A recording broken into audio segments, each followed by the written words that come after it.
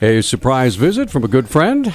Congressman Ryan Zinke is in the studio. Good morning, sir. How are you? Great to be here. Great day in Missoula. I get to go visit the smoke jumpers today. There you go. Hopefully they won't be too terribly busy. Well, for a while. I made a comment this morning. My goal is to make sure the forest fire professionals sit in a lawn chair a little more this summer. But I'm excited. The SEALs have a good relationship with the smoke jumpers. They're the best at what they do.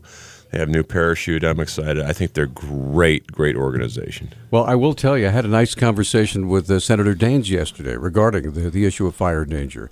And he had mentioned a bill that you had been sponsoring that you guys could work together on trying to make federal lands more accessible to get them cleaned up so they're not quite as big a fire danger. Is that correct? Yeah, and what it does is rewards collaboration. And let me give you a quick example. I was in the Glacier Rim fire a couple days ago. And here's a fire that is now burning in an area that burned in 2003, that big fire that went all the way to McDonald Lake. And what happened is that the Forest Service was really unable to salvage the logs because in fear of lawsuits. So now we have a second round of fires in an area that should have been salvaged. And what I want to do is return Montana's forests to healthy forests. And, I'm a conservationist. I think we know why we live in Montana, but we have to take action on our forest fires. So here's the bill. Here's what it does, is that it rewards collaboration. And the definition of collaboration is pretty wide open. Generally what happens is in a collaboration, the Forest Service is part of it. The county commissioners certainly should be. The stakeholders. If it's a logging operation, then there's going to be timber guys. There's going to be some environmental groups there that have concerns. But we got to work together. And these collaborative efforts take a lot of time and resources. And when you get done, it doesn't skirt any MEPA, any NEPA. It always follows the forest plan. But when you're done with it and you have a good product and you feel like you've done something and involved, and all of a sudden someone outside group that isn't going to get involved and spend the time on collaboration is going to sue. And if you sue, which this bill does not prevent a lawsuit, if you sue, you should post a bond just like the timber company does. But the bond amount is only equivalent to what the Forest Service would have to spend litigating it. And it's fair. The former chief of the Forest Service, Chief Bosworth, supports it, Forest Service professionals. And I think we need more scientists in the woods and less lawyers. What I'm thinking is because I listened to the conversation about collaboration yesterday, pretty much along the lines of the things you said, Congressman.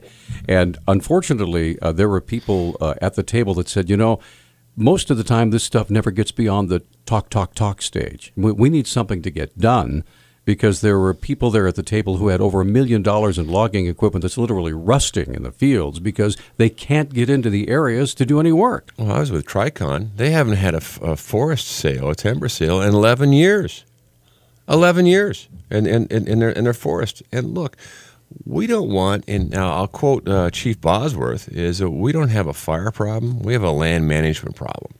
And when you have organizations that just want to sue, they get paid by taxpayer dollars to sue. All they want to do is stop. They're at fault. The reason why our forest fire professionals are out there risking their lives on the front line oftentimes is because they're in areas that should have been thinned. And the habitat, why have habitat if it's just going to burn to the ground? And in a case in point with a Glacier Rim fire, that wasn't that long ago, 2003, devastating fire. And yet we're going to have another round of devastating fires. The cost on that fire alone is probably $500,000 to $750,000. Fighting a fire that should have been remedied the first time. Should as Senator Daines said yesterday, should these major wildfires be treated more like natural disasters rather than just a line item in somebody's budget? Well, here's the challenge of the Forest Service is most of their budget is spent fighting forest fires. The second line in their budget is actually defending litigation. Okay. So anything they have left, is out there, doing what they're supposed to be doing is managing the forests. And how about if you're a young forester You're coming in. You've gotten a degree at University of Montana. You're ready to get out there. You're ready to manage forests, and you understand how important the systems are and how they relate, and you're going to go out there and make this forest healthy. Now you're going to spend all your time on defending lawsuits. You're going to fill out an enormous amount of paperwork, back and forth reports for the headquarters and want to micromanage you. Is that really the job satisfaction that promotes passion in our woods? The answer is no. Sure. So we have to be careful too to make sure that we promote a working environment for our young forest, up and coming managers and rangers. That hey, this is a great job, and we want you to be passionate, but we want you to do what you're trained to do, is get out there and look at the forest, and let's make the forest in Montana better. And multiple use is good. Talking with Congressman Ryan Zinke, stopping by the studio. You've been a state legislator, now you're a U.S. Congressman. A couple of things on the Supreme Court decisions recently, the one about Obamacare and the one about same-sex marriage. Any comments on whether the Supreme Court has abrogated the separation of powers here? Sometimes it makes me feel like Job. It's testing my faith. The first ruling, I'll side with Scalia on this. I had dinner with him the other night, and he gives me hope. But words have meaning, and in this court, words apparently don't have meaning because the law is clear on that. Same-sex marriage, I think it's a state issue. Certainly, I think Utah and Montana, I think we can figure it out, better, and that's part of of our democracy. So I would have preferred it was as a state issue. I'm concerned with the court that they're legislating from the bench. I think that's a big concern.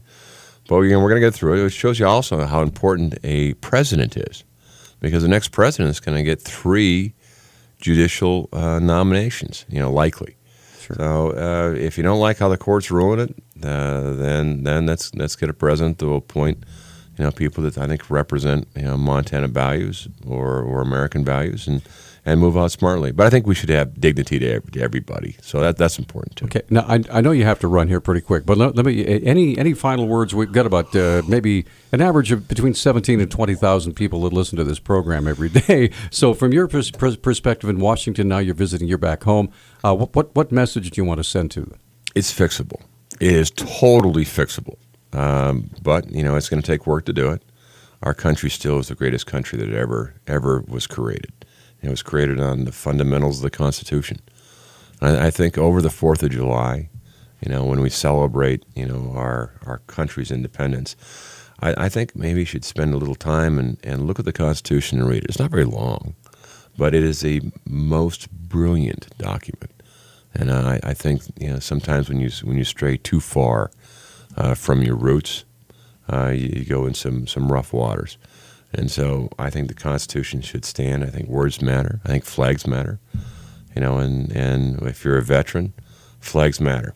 We fight for flags. Oftentimes we're buried in flags. Flags matter. So enjoy 4th of July. All right. You going to be home in Whitefish for the 4th? I'm going to be home in the Flathead Valley. Going to do the Kalispell Parade. Going to ride a horse. I've been on a horse in a little while. That's good. Hopefully it doesn't buck me off. And then I'm going to be walking down Big Fork Parade, which is great. Smaller town, but just walls of kids. So we're going to go down there and do that, and then spend that night watching the 4th of July fireworks. They're being conducted on the lake, so the chances of a forest fire on the lake, I think, are remote. Although they burned the barge down twice. Every time they go out there, they have a fire of the barge. This is the 3rd year. I'm sure they're taking bets. Well, yeah, there's bets on the board. 3. Fire for 3. Fire for 3. Fire for 3. Brian, thanks for stopping by. Always a pleasure, and God bless America.